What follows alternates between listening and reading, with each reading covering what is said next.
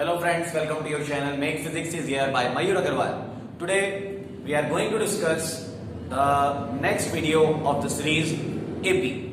Last video मैंने आपको दिया था sum of n terms of AP. उसमें मैंने कुछ बेसिक क्वेश्चंस और ऐसे क्वेश्चंस जिनमें हमारे पास एक या दो कंडीशंस होती थी, तो उनमें हम लोग इक्वेशंस बनाकर किस तरह फॉर्मूले को यूटिलाइज करते थे इस पर हमने फोकस किया था. आज के वीडियो में हम लेवल बढ़ाते हुए कुछ ऐसे क्वेश्चंस की भी बातें करेंगे जो यूजुअली हमें उस पैटर्न के नहीं दिखते. तो स्टार्ट करते हैं आज का video. So today's first question very different. In NAP, sum of its first n terms is 6n minus n square. Find its 25th term. So look at carefully. Here we have an equation. An equation we have कि एक AP है जिसके n terms का सम इस variable से represent किया जा रहा है, तो हमें उस AP का 25th टर्म फाइंड करना है. तो ऐसे क्वेश्चंस को सॉल्व करने के लिए बहुत ध्यान से देखिएगा क्या हमारा मेथड होता है. सबसे पहले हम इसे लिख लेते हैं Sn is equal to 6n minus n square, क्योंकि n टर्म्स का सम है. अगर हम यहां पर 1 रखते हैं, so 6 into 1 minus 1 square, so 6 minus 1 the answer will be 5. अगर हम यहीं पर 2 रखते हैं, so 6 into 2 minus 2 square, 6 2 जा 12 and 2 square is 4, so 12 minus 4 8. यहीं पर अगर हम 3 रखते हैं, 6 into 3 minus 3 square, 6 3 जा 18 and 3 3 जा 9, so 18 minus 9 will be 9. So ये हमारे पास आया S1, और जो S1 होता है the same will be become the first term of that AP, so 5. अब अगर हम A2, it means अगर हम second term निकालना चाहते हैं then we have to subtract S2 minus S1. So S2 minus S1, so 8 minus 5, the answer will be 3. So this is the second term A2. अगर हम थर्ड टर्म फाइंड करना चाहते हैं, so S3 minus S2, so the S3 is 9 and the value of S2 is 8, so 9 minus 8 1. तो पहला term हमारे पास आ गया 5, दूसरा टर्म आ गया 3 और तीसरा टर्म आ गया 1. तो हमारे पास जो AP होगी अरिथमेटिक प्रोग्रेशन वो इस तरह से बन गई 5, 3, 1 एंड सो ऑन. अब आप देख रहे हो जैसे कि इसमें फर्स्ट टर्म हो गया है 5, D की वैल्यू है 3 minus 5 which is said as -2. A की वैल्यू भी हमारे पास है, कॉमन डिफरेंस की भी है.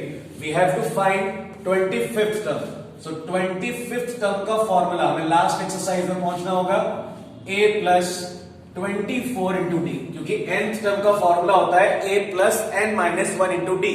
तो 25 माइनस 1 करेंगे 24 आ जाएगा. A की वैल्यू है 5, यहां पर रखते हैं. D की वैल्यू है -2, यहां पर रखते हैं. सो 5 प्लस 24 इंटू -2, 24 इंटू 2 कराएंगे 48, negative 48 and plus 45, so the answer will be negative 43. So -43 is the 25th term of the given AP. तो इस तरह के क्वेश्चंस में आपने देखा कि जब हमें सम ऑफ n टर्म्स का एक वेरिएबल दिया रहता है, तो हम पहले उसमें कोई भी हम लोग उसमें 1 2 3 लेकर 3 वैल्यूज निकाल लेते हैं, और उन तीनों वैल्यू से जो S1 आएगा that will become the A1, वही पहला टर्म बन जाता है. लेकिन जो हमारे पास S2 वैल्यू आई है, ये जो वैल्यू आप देख रहे हो 8, इसका मतलब क्लियर है इस 8 वैल्यू में फर्स्ट टर्म और सेकेंड टर्म दोनों इंक्लूडेड है. That is why this is the value of S2. और ये जो S3 आ रहा है 9, इसका मतलब क्लियर है फर्स्ट टर्म, सेकेंड टर्म और थर्ड टर्म इन तीनों का सम ये आ रहा है. That is why it is 9 value. तो इसका मतलब क्लियर है, अगर आप सेकेंड टर्म निकालना चाहते हैं तो हमें सम ऑफ 2 टर्म्स और सम ऑफ 1 टर्म इन दोनों को सबट्रैक्ट करना होगा. और अगर हम थर्ड टर्म निकालना चाहते हैं, so we have to subtract the sum of 3 terms and the sum of 2 terms. तो इस तरह जैसे ही हमारे पास तीनों टर्म्स आ जाएंगे 5, 3 एंड 1 दिख रहा है हमें, कॉमन डिफरेंस -2 का है, क्लियर हो गया ये एक AP होगी. और जब एक बार हमें AP पता चल जाती है तब हम उसका कोई भी टर्म इजीली फाइंड कर सकते हैं. तो ये था मेरे वीडियो का आज का पहला question.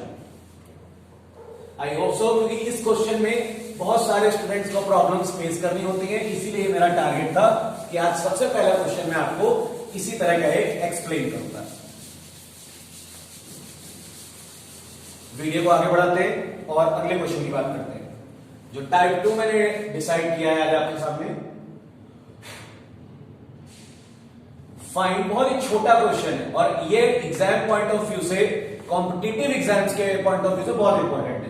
Find the sum of first 15 multiples of 8।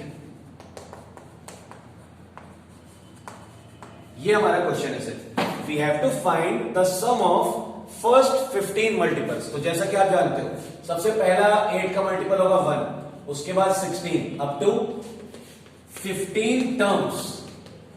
इसका मतलब क्लियर है, हमारे पास a की वैल्यू हो गई है 8, d की वैल्यू हो गई है 16 माइनस 8 विच इज ऑल्सो 8 और n की वैल्यू है 15। तो simply we have all the information.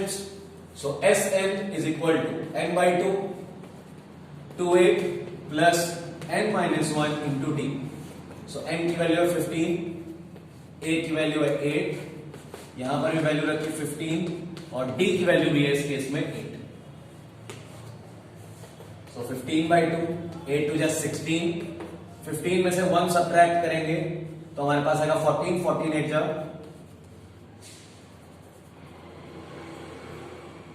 128,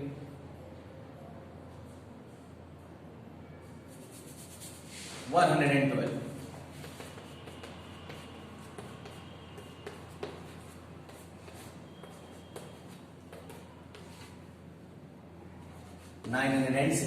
तो इस तरह हमारे पास सम आ गया फर्स्ट 15 मल्टीपल्स ऑफ 8। जो 8 के पहले 15 मल्टीपल्स होंगे 8, 16, 24 एंड उसके आगे 32, 40, इस तरह उन 15 मल्टीपल्स का जो सम आएगा ये 960 आएगा। कहने को ये छोटा क्वेश्चन था, लेकिन इसमें मेन हमें यही बात समझनी है कि 15 मल्टीपल्स ऑफ 8 का ये मतलब हुआ कि पहला 8 का जो मल्टीपल होता है वो 8 होता है। Okay, so some of the students will say that why can we not take 0 as a multiple? Because किसी भी टेबल का जब हम मल्टीपल्स के बारे में बात करते हैं तो उसको को 1 से ही स्टार्ट करते हैं, not from 0।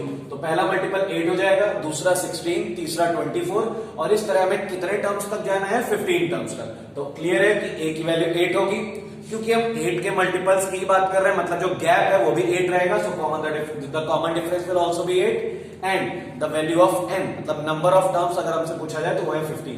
Simply we have applied the formula of Sn, sum of n terms. तो ये थे आज के type 2 questions.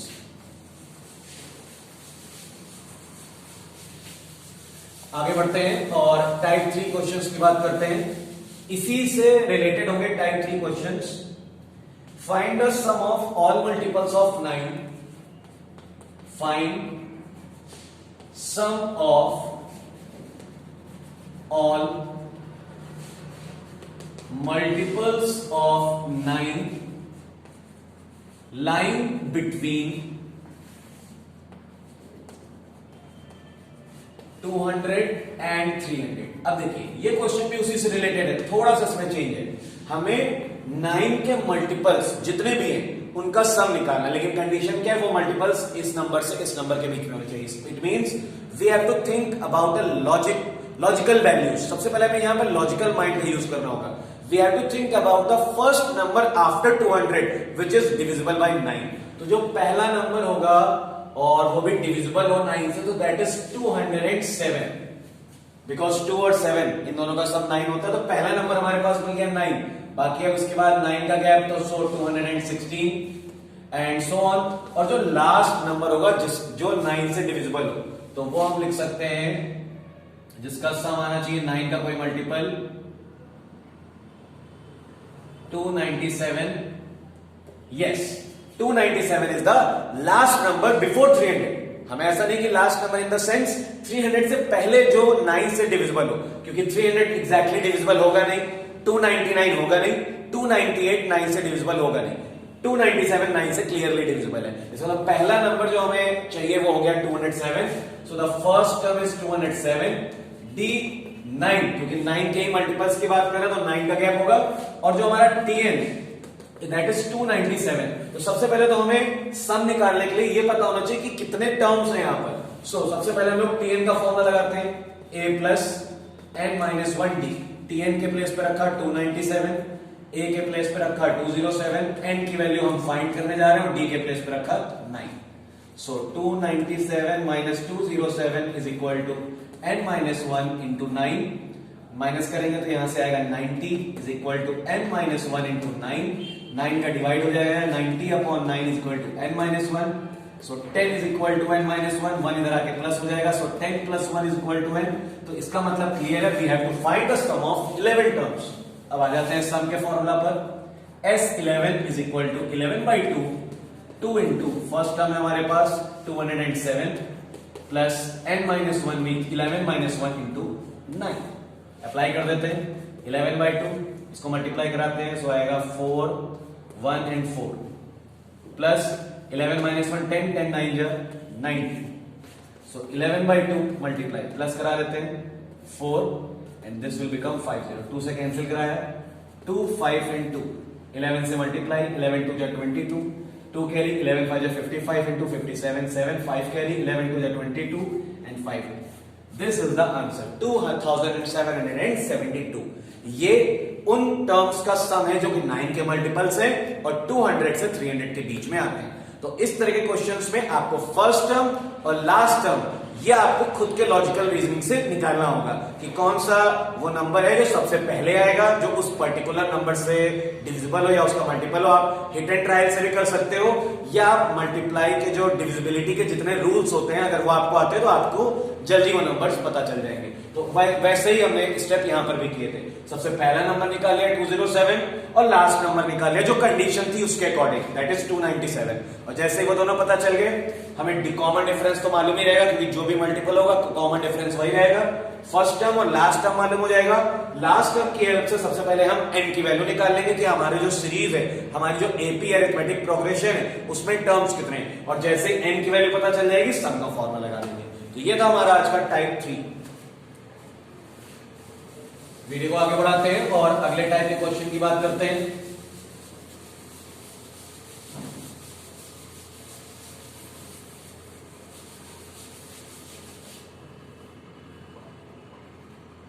Find the sum of all 2-digit odd positive numbers. Find sum of all 2-digit positive odd numbers। देखिए इस question में भी उसी तरह की वर्किंग होगी। ऑल 2-digit पॉजिटिव नंबर, तो पहला 2-digit positive number odd number क्या होगा 11, आफ्टर दैट 13 इस तरह, और लास्ट में हमारा क्या हो जाएगा 99 क्योंकि 100 के बाद 3 डिजिट वाले नंबर से स्टार्ट हो जाएंगे।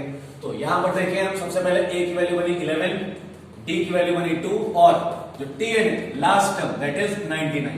तो tn के लिए फॉर्मूला अप्लाई करते हैं a plus n minus 1 into D, यहां पे रखा 99, a के प्लेस पे 11, n हम फाइंड करना चाहते हैं, यहां पर तो लगाया 2।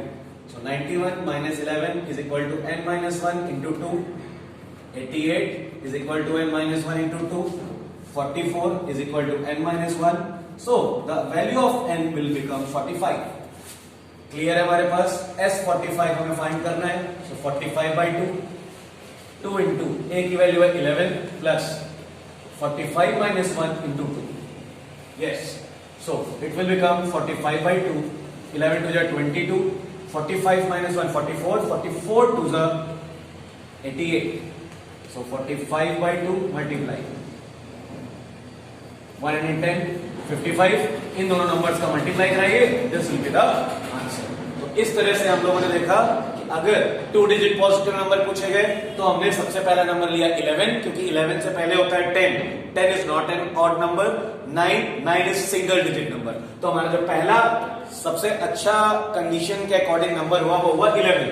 उसके बाद उनमें हमें ऑड की बात हो रही है तो इसका मतलब क्लियर है 11 के बाद 13 होगा, 13 के बाद 15 होगा, इस तरह से नंबर्स आगे बढ़ते जाएंगे और लास्ट नंबर जो पहुंचेंगे ऑड हो और 2 डिजिट हो वो होगा 99। तो उसी प्रोसीजर को हमने रिपीट किया। हमारे पास फर्स्ट टर्म है, कॉमन डिफरेंस है, लास्ट टर्म है, लास्ट टर्म की फॉर्मूले को लगाया हमने, उसको nth टर्म लेट कर लिया और n की वैल्यू आ गई, जैसे n की वैल्यू आई सम का फॉर्मूला लगा दिया। तो ये था आज का वीडियो। मैंने आपको जितने भी एपी के क्वेश्चंस हो सकते हैं, जितने टाइप के, वो सारे डिस्कस करने हैं, इनसे बाहर कुछ भी नहीं आएगा। तो मेरे एपी के बनाए हुए तीनों वीडियोस को वॉच करिएगा और उसके बाद कोई प्रॉब्लम हो तो आप मुझसे पूछ सकते हो। Thank you for watching my video and thanks for all of your support.